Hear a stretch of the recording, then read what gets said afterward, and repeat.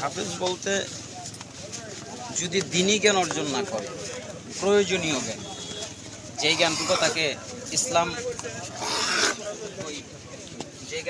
ইসলাম পালন করতে উদ্বুদ্ধ করবে, প্রয়োজনীয় জ্ঞান যদি না থাকে, শুধু হিফজ করে, তাহলে এই ক্ষেত্রে আমি বলছি আমাদের সব হাফেজকে পাঠাইনি। যারা জ্ঞান অর্জন করে, জ্ঞান চর্চা করে, তারা তো এর অন্তর্ভুক্ত নয়।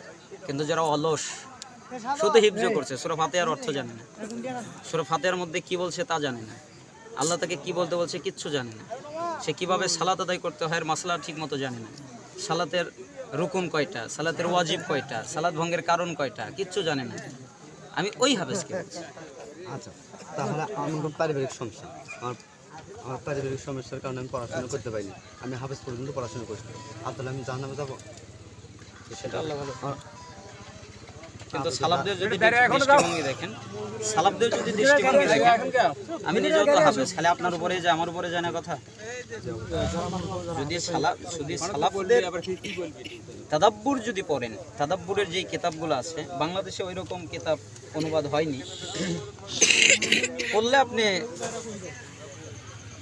আল্লাহ সুবহানাহু